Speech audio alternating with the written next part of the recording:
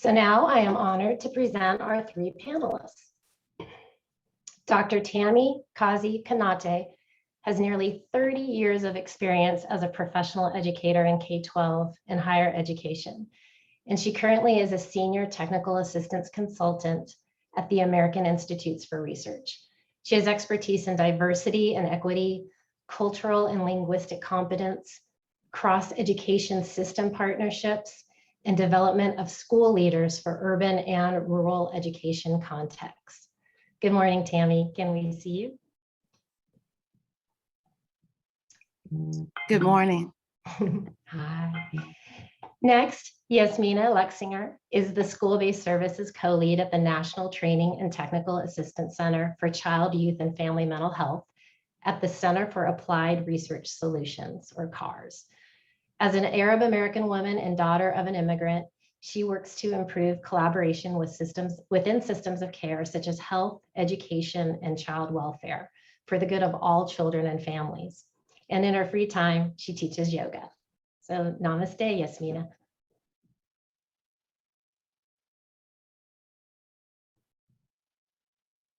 Hopefully Yasmina can turn on her video.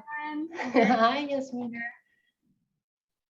Welcome, good morning. And Dr. Tiffany Beeson is a licensed clinical and community psychologist at the National Center for School Mental Health and an assistant professor in the Division of Child and Adolescent Psychiatry at the University of Maryland School of Medicine.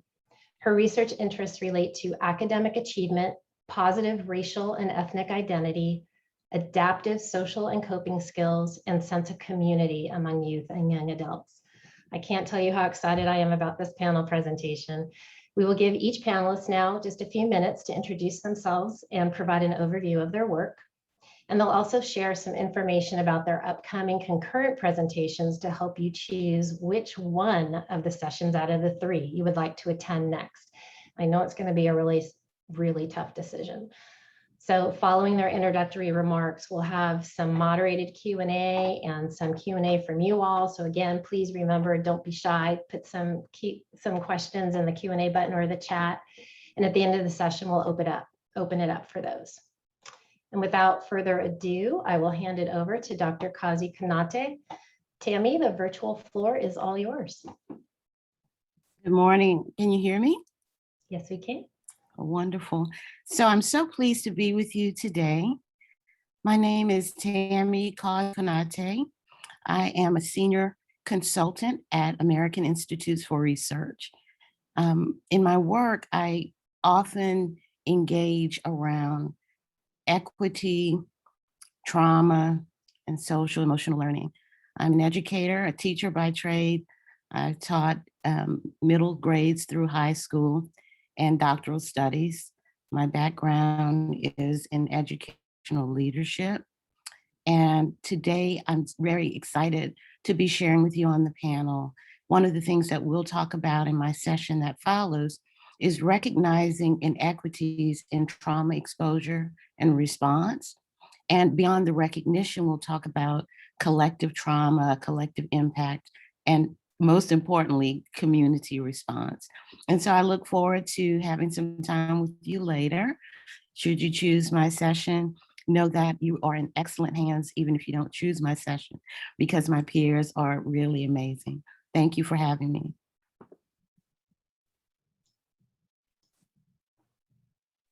So today, as we move into my portion of the panel, one of the things I want us to think about is the context within which we're operating.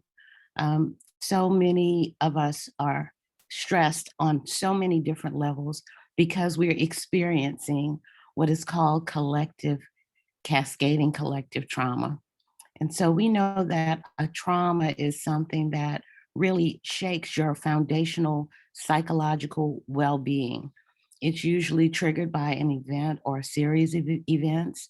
And so in the case of our current context, we're experiencing compounding catastrophes that have historic linkages and that are concurrent in nature. We're also, with each new exposure, yielding a very new level of sensitivity. And so we might refer to these three pandemics that we're experiencing at once as a syndemic. These are, of course, systemic racism, which is ongoing, the opioid crisis, which has come in a number of waves, and the pandemic as we know it, the COVID-19 pandemic. And so within the context of the pandemic, we're experiencing an exacerbation of things that we have struggled with over time. And so today, as we talk about some of those struggles, I'll just elevate a few. With regard to systemic racism, we know that in this past year, we've seen at least 20 million protests where people were trying to stand up for what is just and appropriate, to engage others in a process to rethink, reimagine, and rework the systems that guide our interactions. We know that within that context, we saw a number of individuals murdered without weapons by police officers. We saw a number of children held without their parents in border related incidences and confinements. We saw the inequities that are associated with access to education, health and medicine, Wi-Fi and other devices, education overall impacted. And so like all of these things that work together as a form of racism show up and are exacerbated in the opioid crisis, for example. In the crisis, we know that student academic performance has definitely been impacted. We know that it happens across all backgrounds. Every race, ethnicity, gender, and geography has been impacted by the opioid crisis. And so those communities that are impacted, and there are some that seem to be more vulnerable than others, are now grappling with the impact of racism on top of the opioid crisis. And then when we add the pandemic to that, we now know that, however uneven things were before, those things are challenged. We see that, for example, with teachers and educators, a majority of our teachers are women. And so these women are often responsible for supporting their own children as they struggle through the pandemic along with us and the children of us all, right? They are also caregivers often. And so some homes where teachers are living are found in distress right now because they're also caring for family members who've been sick from COVID or children who've lost their peers. And so we have to think about how it is that we can grapple with these three pandemics at once for a more humane outcome. We struggle as we continue to see children miss critical events. Last year, some students missed graduation, they missed prom, they missed field trips, they missed recruitment visits from folks they had been anticipating for years. They missed lots of different things, and they were also losing some of their independence at the same time. We saw that students who were normally independent in class, because parents were so concerned, had parents who were there overseeing the educational enterprise. So that line between home and school was blurred. We saw the blurring of the lines when it came to also the notion of having people show up to support students through surveilling what happens in the home environment. And so those homeschool policies and rules often came into conflict. And so as we move to the next slide, I would just say that in closing, I want us to think deeply about humanity. When it comes to equity, it's so important for us to move beyond counting and measuring outcomes to looking at what it is that we would want for our very own. And if all of us as educators and parents and community members and leaders would think as we enact laws and policies, as we engage with one another, as we interact, as we speak out against, as we challenge inequities, what is it that would make the most and the best of what is possible for our very own? We are inextricably linked to one another. Our futures depend on one another. And so it is with humanity that I believe we will survive. Thank you for your time.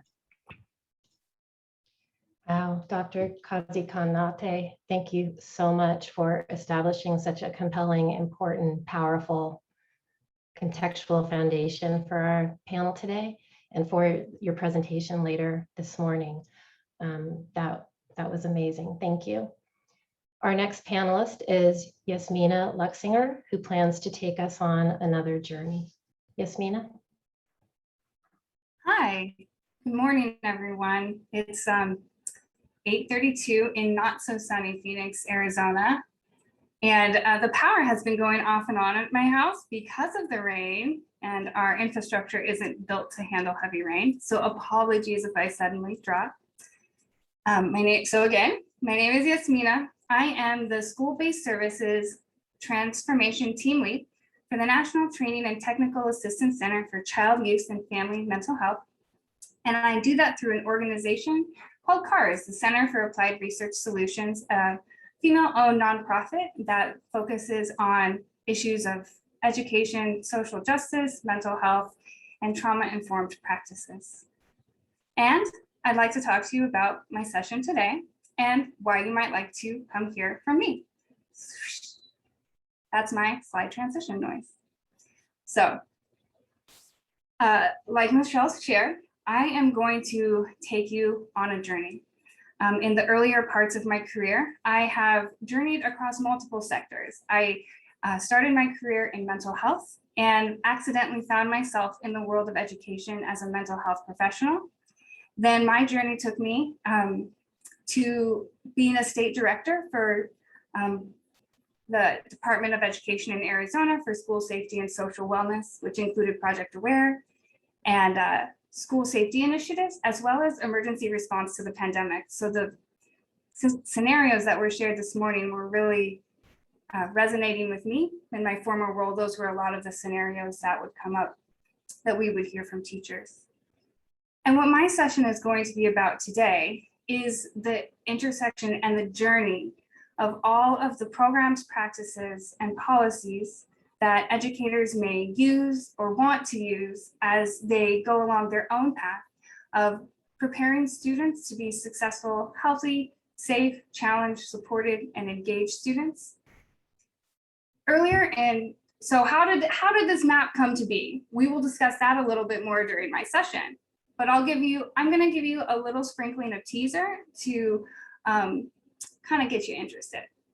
So January of 2021, it's hard to remember time in the middle of this pandemic, the National Training and Technical Assistance Center received a request from a state education agency saying, we have all of these programs and I am trying to provide technical assistance to my grantees on which one to use, how to use them, what do they have in common, what do they not have in common, can we do both of them at the same time, are they separate, are they related, how is this just a big jumble of acronyms? So we convened a group of experts from across the nation to discuss just that.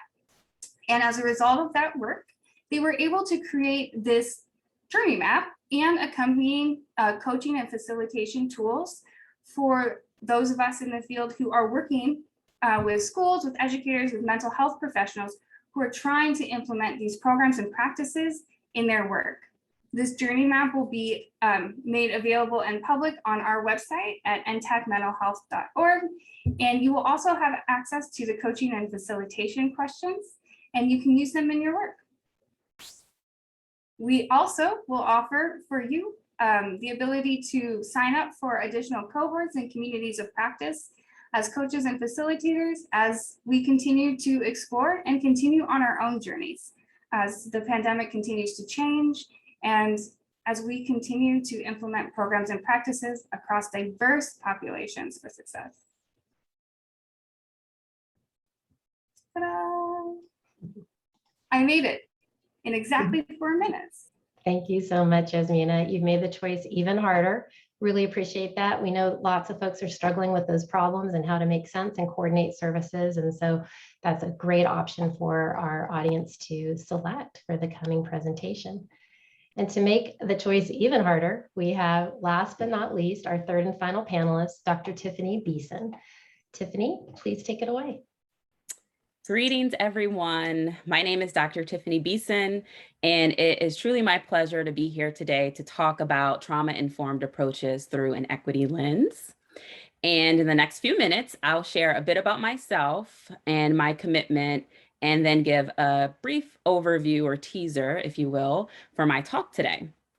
I am from Baltimore City and currently work and have worked and lived in Baltimore for most of my life. I am a licensed clinical and community psychologist. I earned my bachelor's at Oberlin College in Ohio and earned my PhD at the University of Maryland, Baltimore County.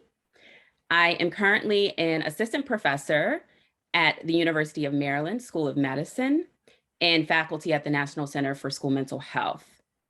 I have served as a school-based mental health clinician in Baltimore City Public Schools for several years, where I provided supports and services that promote positive mental health for all, as well as early intervention and treatment services for youth experiencing mental health difficulties.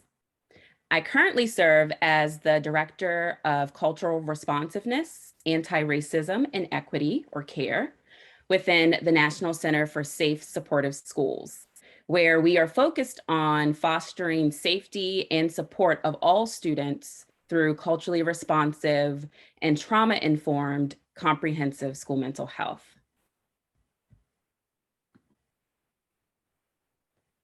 At the National Center for School Mental Health and the National Center for Safe Supportive Schools, we are committed to conducting all of our work through a racial and social justice lens.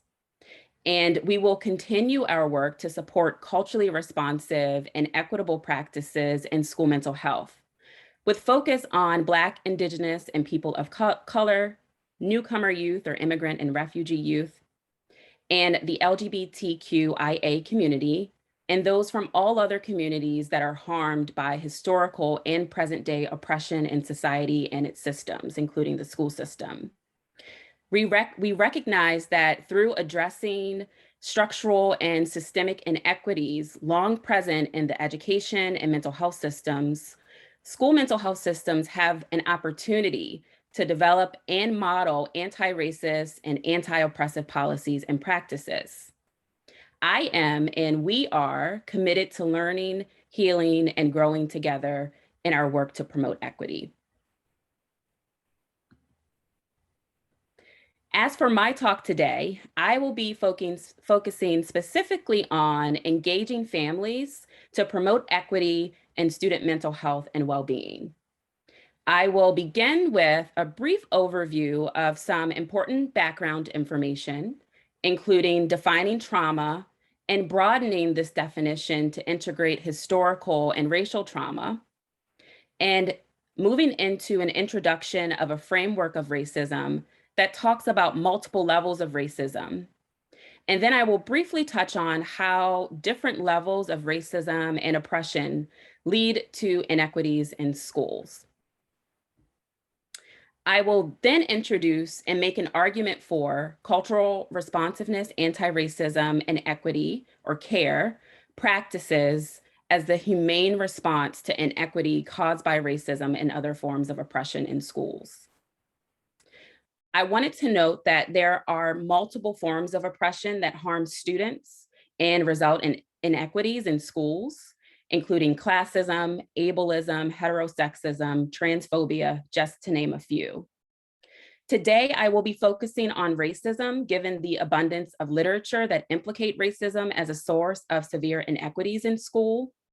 However, in our efforts to promote equity, we must strategically and purposefully work to dismantle all forms of oppression that undermine the beauty of human diversity and the universal value of humanity.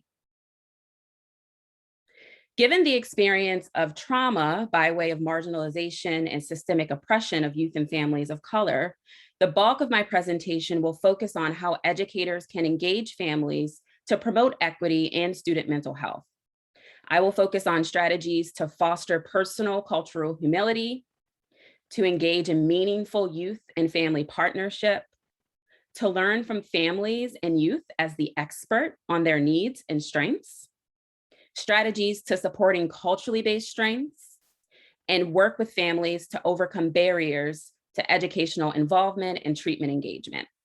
And finally, strategies for educators to promote social justice through systems change efforts.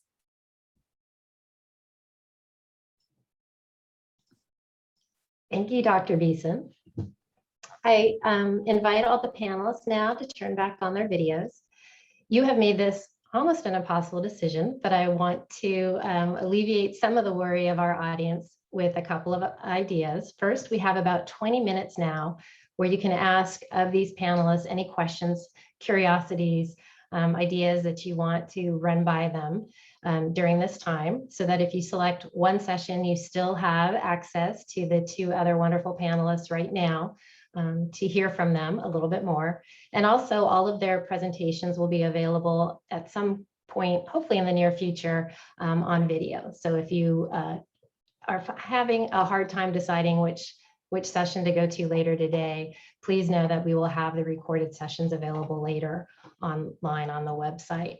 But in the meantime, I have some prepared questions for all the panelists, and I want you all in the audience to get warmed up and start thinking about the questions that you would like to have our panelists address. And you can put those questions in the chat or in the Q&A button that you see below your screen. We're just going to start off with rather large question for all of you to address in your own unique way. I think in order to do this really hard and important work well, we need a common understanding about the language and the terminology we use, but sometimes that can be really challenging with big words like equity that can be so very personal and so very powerful. So in that spirit, I would just love to hear from each of you about how you would define equity as it relates to the work you do and the populations with whom you work. Maybe we could start off with Tammy. Sure. And so equity in the work that I do, and as I engage with the broader educational community and those beyond that community, is really a process. It is a process by which we work to arrive at more equal outcomes. So when we think about gap closing in education, for example, we often consider achievement, academic achievement, but we also consider opportunity, health, access to medical care, economics, politics, social vulnerability indicators. And so when we think about those things, it is really imperative for us to focus on equity as an ongoing process, a process by which we disrupt and dismantle hegemonic paradigms that are based on privilege linked to who you are, where you live. And so these paradigms really oppress, they restrain, they exclude, and they attack others that are designated as inferior, for example, unwelcome, unworthy, less able. And so through equity, we really work to necessarily put in place some visible and measurable signs of progress that go beyond the way we normally think about progress. Commonly, we think about progress for students as having to deal with academic growth and proficiency, literacy and numeracy, self-management. But even in that context, self-management is sometimes designed to silence, to still, to subdue, to control for a set of normalized compliance-based behaviors, right? So with equity, and even for adults, when we think about adults, we think about the appearance of success, the appearance of physical fitness, the appearance of emotional and mental well-being. But in the way that we engage with clients, and I engage with clients and partners, we're really looking to prioritize, again, humanity, fairness, compassion, creative expression for problem solving, real world problem solving. God knows right now we are in the midst of lots of crazy times, and we have lots of problems, real-time problems that need to be addressed in meaningful, compassionate ways. It has to do with relationship building. It has to do with an overall sense of well-being that includes not only the individual, but the collective. When we talk about the well-being of families, the well-being of neighborhoods and communities and states and regions, nations, if you will, looking at well-being to encompass spiritual well-being, physical, mental, emotional well-being, social, academic well-being, intellectual well-being, economic well-being. And so all of those things work together in my work in such a way that when I engage in communities, I'm looking to ensure that there is an understanding of the historic, the local, and the immediate context, that there's an understanding and invitation for voice and representation. So the people for whom we're trying to work, with whom we're trying to work, whose outcomes we're trying to improve should be at the table. And so we're always looking to advance access to better outcomes, but access to influence the inputs as well. And so I know that's a long way to say it, but that's my definition of equity. Thank you so much. So I saw so many heads nodding among our other panelists, and I almost felt the heads nodding in the audience. But wondered, Tiffany, did you want to add anything to Tammy's comments? Yeah, Tammy, that was an excellent description of equity and definitely aligned with the way that I think about equity. And I can add to that for me, equity also involves action, where we as educators and practitioners work to provide youth and families with the services and supports that they need in order to thrive and be well. And when I talk about equity, I think it's important to talk about the difference between equity and equality. So equity is different from equality because equality involves us providing everyone with the same resources. But we know that not everyone has the same needs. So equal resources would not address disparities or inequities. Disparities exist because folks from communities that have been historically marginalized and are currently marginalized face structural and systemic barriers in order to thrive and be well. Therefore, they require more supports to be well. So equity, again, is the act of engaging in action that results in providing people with what they need versus what is equal. And like Tammy mentioned, it also involves acknowledging that forms of oppression like racism create barriers for certain communities, and also us as educators and practitioners understanding that because of our position, that we have a certain degree of power and privilege in comparison to many of the families and youth that we serve. And that it is our, in my opinion, our responsibility to use that power and privilege to dismantle the systems that cause barriers for the students and the families that we serve. And I think it's also important to note that the goal of equity, from my perspective, is social justice. And social justice is the absence of the barriers, the absence of the isms, if you will. And that's an aspirational goal. My hope is that one day we will achieve it.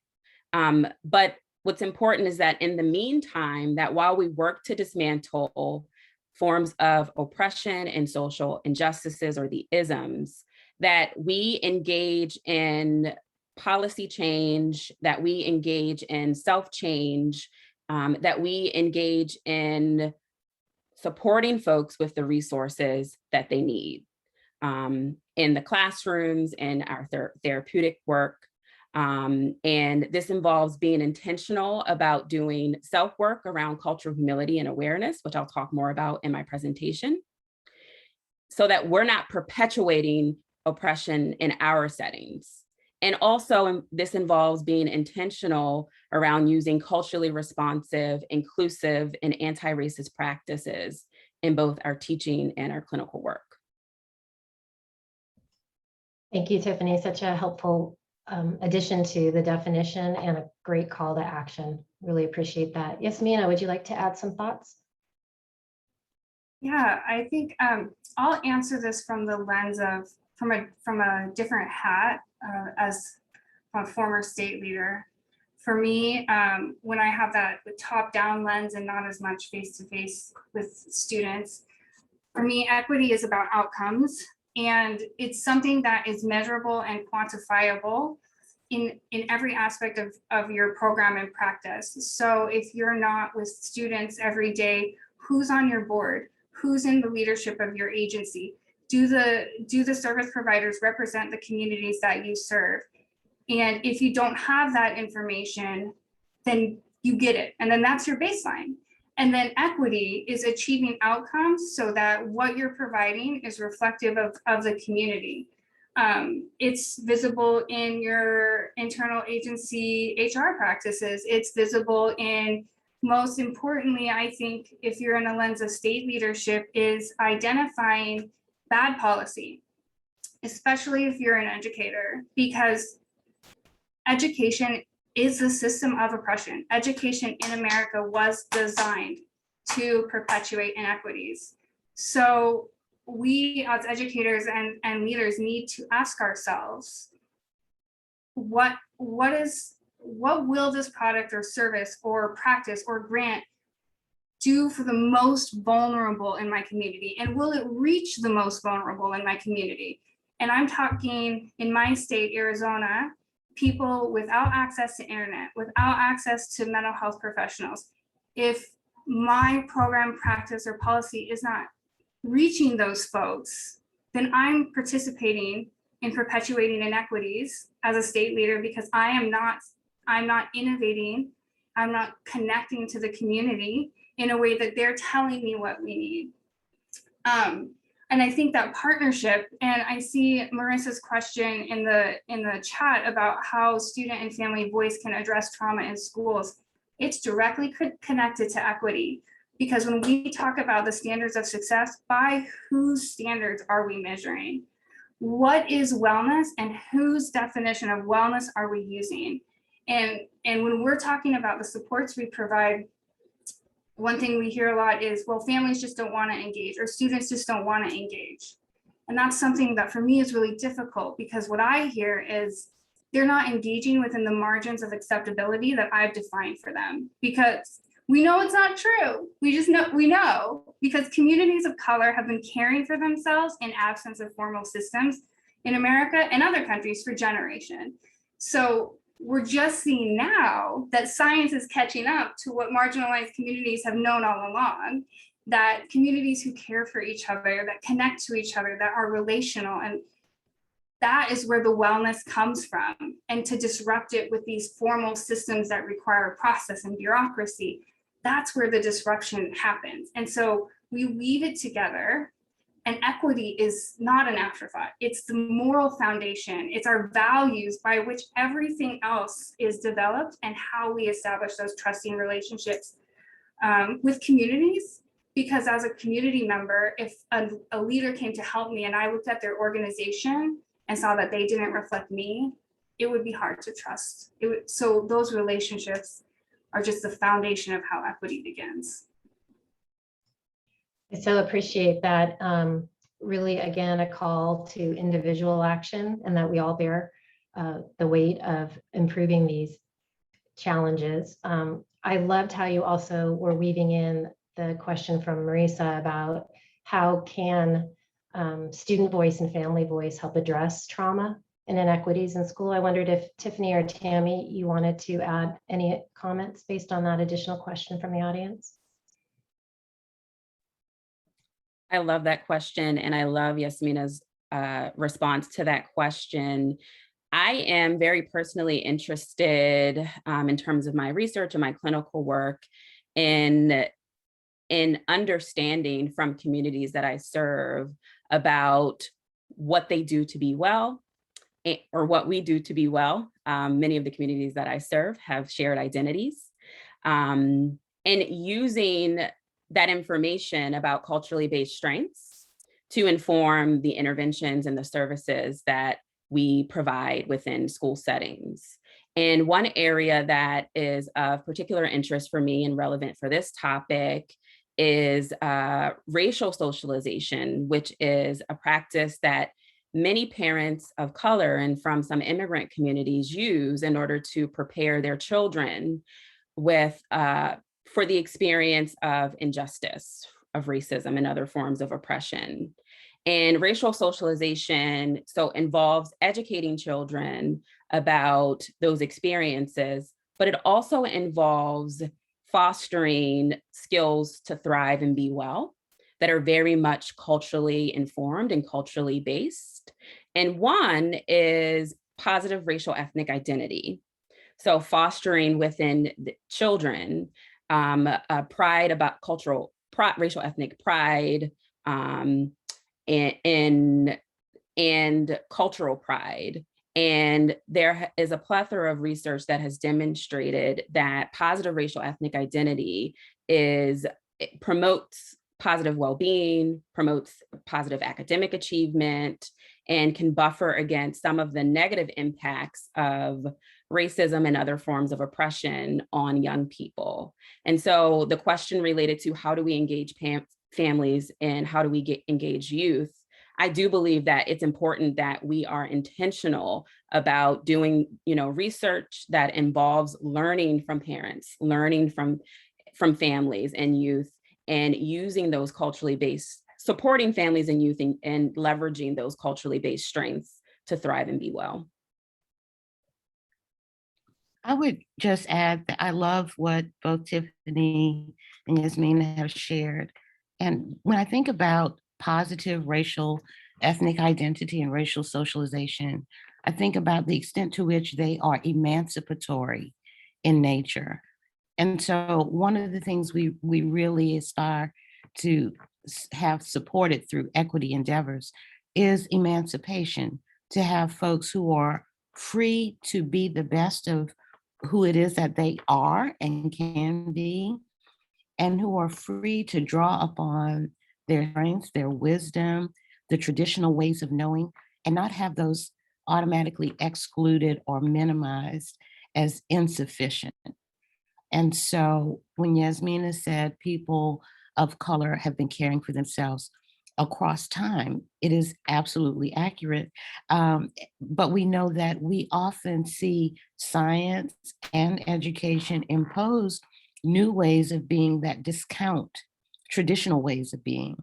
And so I do think the racial socialization and positive racial ethnic identity approaches really intermingle those concepts and those understandings in a way that results in freedom, liberty, emancipation, and more opportunity for people to demonstrate their capacity to thrive.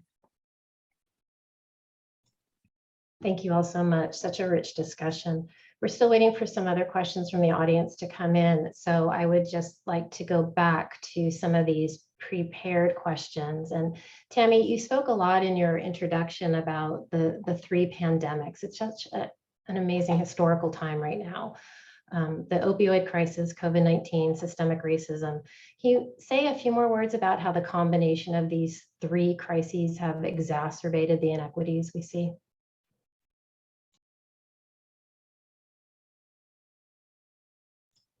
We need to come off mute, Tammy, please. Thank you.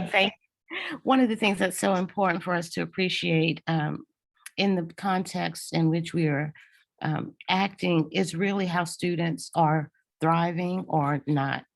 And so we see lots of different information that's being published about student emotional and mental well-being. So in one study, I saw that 75% of students surveyed last year with regard to their mental health showed some degree of decline.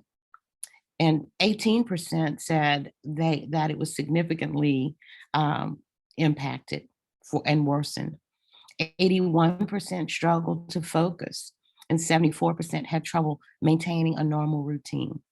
But on the flip side, we see in our day-to-day interactions that students are building connections. They're using social media and other forms of media to connect with one another, to support one another, to be a buffer where there is no buffer. And so it is just amazing how young people have, been able to rise to the challenge. I have a 13-year-old, and it's amazing. I actually interviewed her before this just to see, what she would say. I said, what would you tell your teachers? What would you tell your peers and your parents? And so she said, I would tell my peers that your education is for you. And don't be stressed out if you're not able to keep up right now, because you will keep up, because it all depends on you, and everything you do is going to be about you. Yes, your parents and your teachers want the best, but the bottom line is, what do you want for yourself? And what are you willing to do for that? She said, for parents, I would say, can you give us a little space? So where students have been independent before, parents are hovering, monitoring, trying to support and assist. But in some ways, it may add to the stress. And so, like hovering, supporting from a slight distance, knowing enough to figure out how to support without really interrupting. And the other thing she said was to teachers, we often tell our students that we know how they feel. We've been through this before. She said, we're all going through it at the same time. We have not been through this before, together or apart. And so often when we aim for rigor, we may have more work with less opportunity for learning and growth and interaction. And so that adds to stress. And so one of the things that I'm taking from looking at the syndemic, the three pandemics together, is toxic stress and how it can accrue when we have these cascading, compounding, traumatic experiences. And so as we work to really mitigate those, it's important for us to really think about ways in which we can be creative, which we can be supportive, which we can accomplish some of those things that are very important to us in ways that we had not thought of. And so often some of the confinement and sheltering in place has given us opportunities to share knowledge and to provide skills and the sharpening of skills that we really didn't make the time to do before. And so I know that we're not accustomed to being close together and having no place to retreat to, but maybe if we can think creatively about how to use that time differently and what kernels of wisdom we'd want to share, particularly knowing that time is very transient, and we don't know what will happen from one day to the next. So every day is a fresh opportunity to take advantage of growth, of sharing, and of learning together. Thank you so much for flipping that question into something that's so much more solution focused. Really sends us those positive silver lining messages that are so important. Thank you. And Yasmina, I'm wondering if you could also add, based on Tammy's great comments and also this next question and the resources that you're providing in the chat for the audience. And I also know that the whole panel collected and compiled some resources that are available under the resources tab on our website too, that I encourage people to look at.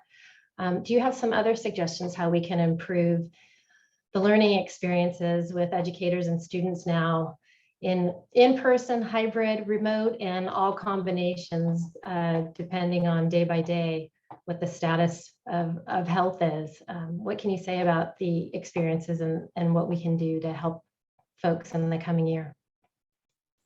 Well, I have another resource to add to your list. This was compiled by one of our partners at the at FREDLA, the family organization, and if you click on the link in the chat box, it'll take you to a survey done in 2021 about education and mental health during COVID-19.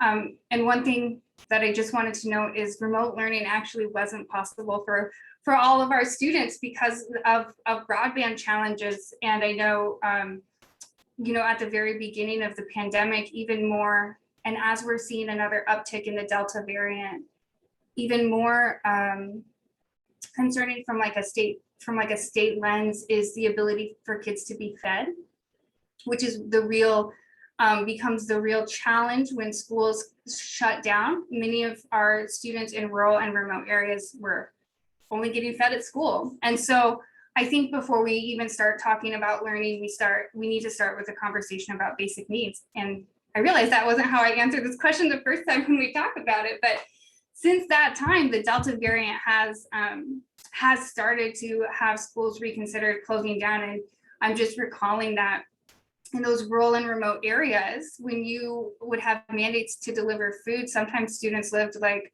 an hour away from the school, and then one person in the cafeteria would test positive for COVID, and then no one in that area would be receiving food. So back to the original conversation about equity, this isn't new for folks living in rural and remote areas. And traditionally, they have cared for themselves in absence of systems that have not cared for them. So one thing I think we can do individually, especially if we live in a city that does have internet connectivity and access to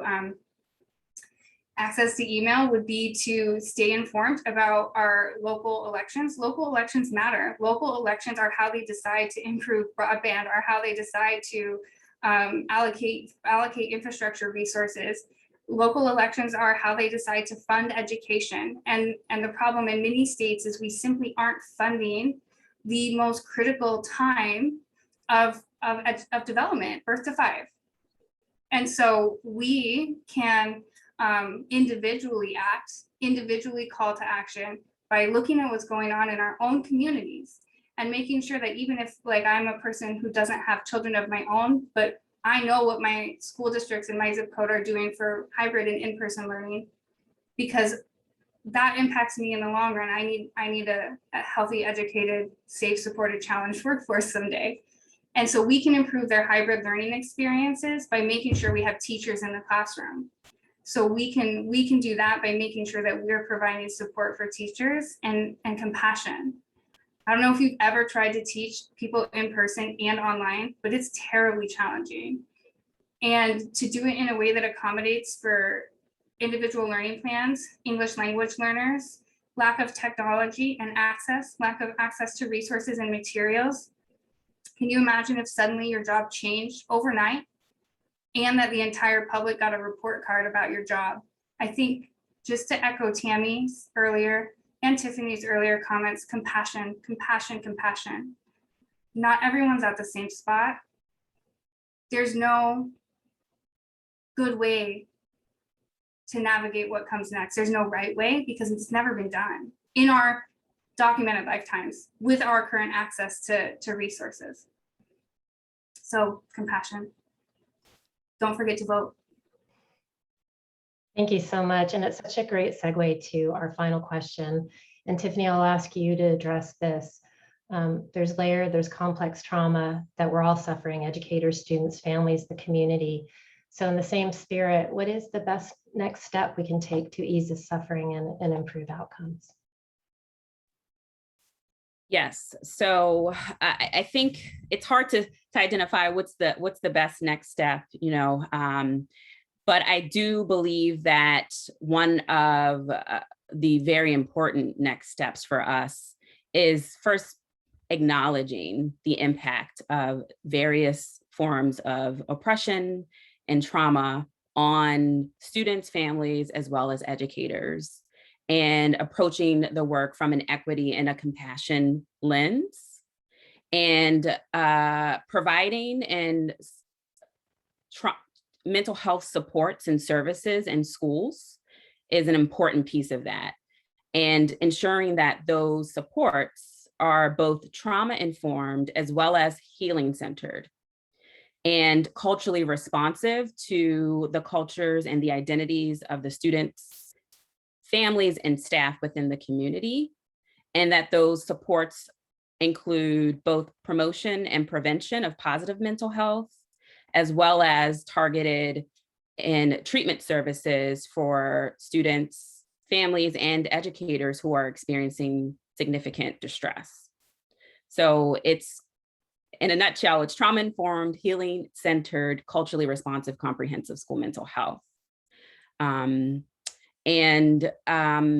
also think that it's important that educators are aware that many of the mental health promotion services and supports can be implemented in the classroom, and that there are specific things that individual educators can do to create a classroom environment that is promotive of positive mental health, wellness, academics, and academic success. And we've talked a lot about this in this talk, and I'll just reiterate it. And that is really taking a culturally responsive approach and really understanding what students' needs are, what their strengths are, and really learning from students and families about what they already do to thrive and be well, and fostering classroom environments where students can use those skills and learn from each other. And I think I'll stop there because I know we're running short on time. Well, thank you so much. What a session. Thanks to all of our panelists for your enticing introductions, your wonderful acknowledgement of the issues and the steps we can all take, the compelling calls to action. I know we are all very excited about the additional details you'll share with us in your upcoming presentations, and you've made it excruciatingly hard to select among the three. But to help everybody else get acquainted a bit with the format of our upcoming sessions, I'm just going to give a little overview about what is next as we transition into our break time and the rest of the agenda. So in 15 minutes, Tammy, Yasmina, and our two colleagues, Brian and Laura, and Tiffany will each host their separate independent 30-minute presentations, although we'd love to bring them together again because this was an amazing panel. You have to choose just one to attend, and you join the session by following the link on this slide, and you can also go to the summit agenda, and we're adding the link into the chat, I can see. After those 30-minute presentations, you'll have a 30-minute break, and especially because we've traveled together on such a journey during this panel, and I know that the concurrent sessions will be very intense. We strongly encourage you during that 15-minute break, a 30-minute break, to take a 15-minute pre-recorded meditation session conducted by Victoria Schaefer. And again, to access those sessions at any point, please follow the link or go to the resource tab on the Summit website.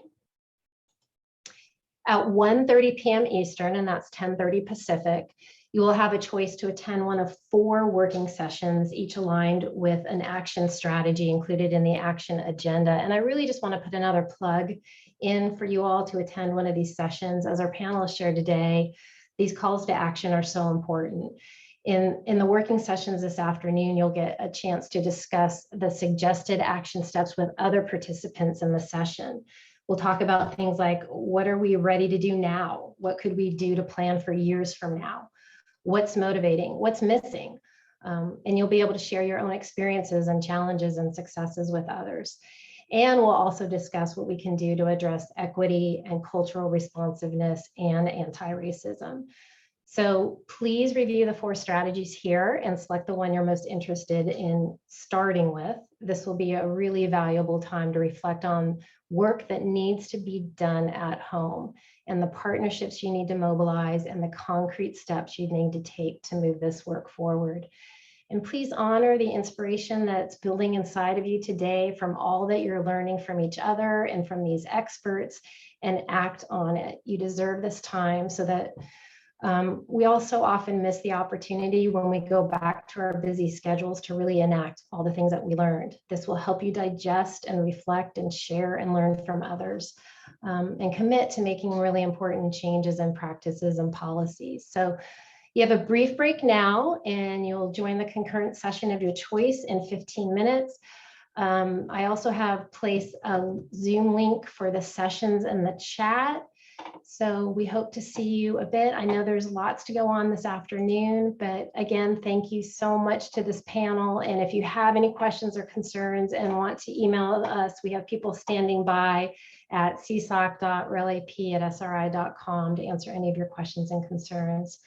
Thank you again so much to this wonderful panel. I can't wait to hear more in the coming presentations. We really appreciate all that you gave us and reminding us about the compassionate, humanistic approach we all need to take. So thank you.